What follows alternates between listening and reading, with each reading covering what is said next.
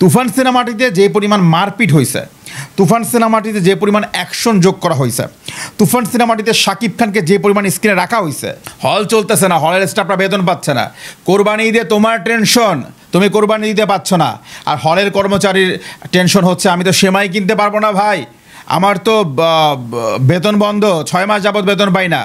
গত কয়েকদিন আগে একজন হল মালিক সমাজ মাধ্যমে স্ট্যাটাস দিয়েছে, লসে আছি, হল চালাতে পারছি না, বিদ্যুৎ বিল ওঠে না। ভাইয়া, শাকিব খানের তুফান সিনেমাটার অন্যায়টা কি? আসলে এটাকে নিয়ে কি হচ্ছে একটু খুলে বলবেন প্লিজ। What a question. আসলে অন্যায়টা হচ্ছে আমরা বাংলাদেশের মানুষ, হাডুডু আমাদের জাতীয় খেলা, যেটা হচ্ছে পা টেনে রাখে, এবং সেই থিওরিটাই এখানে ব্যবহার করা হয়েছে, এবং এটা তুফান সিনেমাটির জন্য একটা অশনি সংকেত এবং এটা আমাদের জন্য একটা ব্যর্থতা। এই কারণে তুফান সিনেমাটা নিয়ে গত 24 ঘন্টায় সবচেয়ে বেশি আলোচনা হয়েছে। গত 24 ঘন্টায় talk of the town, talk of the কান্ট্রিতে এই তুফান সিনেমাটা। অথচ যারা জুরি বোর্ডে ছিলেন, যারা আসলে এই সিনেমাটা দেখেছেন, ম্যাক্সিমাম লোক বলেছেন যে এই সিনেমাটা একটা মাস্ক পিপলকে টার্গেট করে বানানো হয়েছে। এবং যারা আসলে তামিল সিনেমা দেখে, যারা আসলে তেলুগু সিনেমা দেখে, যারা আসলে বলিউডের যেই সিনেমাগুলোকে পেছনে ফেলে কর্ণাটকের সিনেমাগুলো উঠে গেছে, ওই সিনেমাগুলোকে যারা ফলো করে, ওই সিনেমাগুলো যারা রিভিউ করে, ওদের জন্য বানানো হয়েছে। তার মানে কি, এই তুফান সিনেমাটা আমার জন্য বানানো হয়েছে, এই তুফান সিনেমাটা তোমার জন্য বানানো হয়েছে। কারণ হলে তো আমি যাব, হলে তো তুমি যাবা, হলে কিন্তু আমার বাপ যাবে না, হলে কিন্তু আমার চাচা যাবে না, হলে কিন্তু আমার মামা যাবে না, হলে কিন্তু আমার ফুপা যাবে না, হলে কিন্তু আমার দুলাভাই যাবে না। হলে যাবে কে? আমার শালা যাবে, আমার ভাই যাবে, আমার বন্ধু যাবে, আমার বান্ধবী যাবে, আমার ছোটো ভাই যাবে, হলে তারাই যাবে। ঈদের দিনে ফেস্টিভ্যালগুলোতে হলে ওরাই দুম মাচাবে। সিনেমাটা ঈদের দিনে first day first show, basically আমার মনে হচ্ছে 60% দাবিদার ওরা।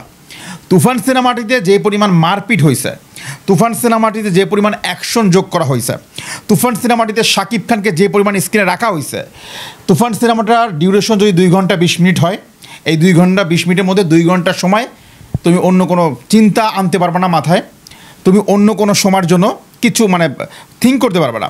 অথচ এই ছবিটাকে বলা হচ্ছে আটকাও, একটা সিন্ডিকেট, একটা কি বলে ষড়যন্ত্র। আমরা কিন্তু এটা বুঝতে পারছি, মানে সমাজ মাধ্যমগুলোতে বলা হচ্ছে। তাহলে এই সিন্ডিকেটটা কী করছে, এই ষড়যন্ত্রটা কী হচ্ছে, সেটা হচ্ছে সবচেয়ে বড় প্রশ্ন। অশ্বমেধের ঘোড়া কি? আমরা যাদেরকে দেখছি যে যারা আসলে কথা বলছেন, তারাই কি আসলে সিন্ডিকেটের সাথে জড়িত, নাকি তাদেরকে আসলে ইউজ করা হচ্ছে? কোনো একটা মহল চাচ্ছে না শাকিব খানের এই ছবিগুলো আসলে হাইপে উঠুক, তাদের সাথে ব্যক্তিগত হয়তো দ্বন্দ্ব আছে শাকিব খানের, এবং সেই কারণেই তারা আসলে এই ছবিটাকে ফ্লপ করতে যাচ্ছে। অথচ এই তুফান সিনেমাটির টিজার দেখেই কলকাতার বড় বড় পরিচালক, বড় বড় প্রডিউসার, তারা বলছে যে আমাদের ব্যর্থতা, আমরা কেন একটা তুফান বানাতে পারিনি। আর আমার দেশের যারা চলচ্চিত্র সংশ্লিষ্ট আছে, তারা বলছে ভাই কি সিনেমা বানাইছে, এটা তো ভালোই হলো না। তাদের ভাষ্য হচ্ছে, পরিবর্তনটা দেখতে পাচ্ছ, এই সিনেমা চলে না রে, সিনেপ্লেক্সের সিনেমা চলে না রে, আরে বাংলা সিনেমার মান ভালো করো, বাংলা সিনেমা তো কেউ দেখতে আসে না। সিনেপ্লেক্সের মালিকদের অভিযোগ, যারা গণমাধ্যম কর্মী আছে তারা রিভিউ দিতে গিয়ে, আরে ভাই এই সিনেমা তো চলে না, কী দেখতে আসছিলাম, ওই 90 দশকে যেটা দেখেছি এটা তো সেই সিনেমা হয়েছে, এই সিনেমা দেখবো টাকা খরচ করে, এই ধরনের রিভিউ আমরা পেয়েছি। তখন কি আপনারা কী ধরনের সিনেমা দেখতে চান? আরে ভাই তামিল সিনেমা দেখো, আরে কর্ণাটকের সিনেমা দেখো, আরে তামিলের ছবি দেখো, আরে মালায়ালাম ছবি দেখো। এখন তোমার কাছে কি মনে হয়, তুফান সিনেমাটা কি একটা মালায়ালাম সিনেমা থেকে কোনো অংশে কম, একটা কর্ণাটকের সিনেমা থেকে কোনো অংশে কম, তামিলের সিনেমা থেকে কোনো অংশে কম, তেলুগুর সিনেমা থেকে কোনো অংশে কম? সাউথ ইন্ডিয়ান যত ইন্ডাস্ট্রি আছে, কোনো একটা ইন্ডাস্ট্রির ভিজুয়াল বলো, ব্যাকগ্রাউন্ড বলো, কালার গ্রেডিং বলো, অ্যাকশন বলো, শাকিব খানের লুক বলো, কোন জায়গাটা নিয়ে তোমার আসলে কম্প্রোমাইজ আছে? নাই। কম্প্রোমাইজ কোন জায়গায়? ওই যে জাতীয় খেলা হাডুডু, টেনে ধরো, পা টেনে ধরো, তুফান সিনেমাটা রেকর্ড ভেঙে ফেলবে রে ভাই, ওকে থামাও। তুফান সিনেমাটা নতুন ইতিহাস তৈরি করবে, ওকে থামাও। তুফান সিনেমাটাকে থামাতে হবে।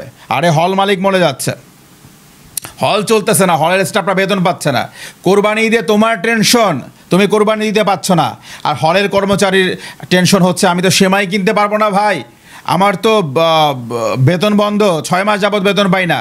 গত কয়েকদিন আগে একজন হল মালিক সমাজ মাধ্যমে স্ট্যাটাস দিয়েছে, লসে আছি, হল চালাতে পারছি না, বিদ্যুৎ বিল ওঠে না, স্টাফের বেতন দেবো কী করে, লোন করে এসে বেতন দেওয়া লাগতেছে, তাকিয়ে আছি ভালো ভালো সিনেমার দিকে, যে একটা সিনেমা আসবে 6 মাসের খোরাকি এখান থেকে নিব।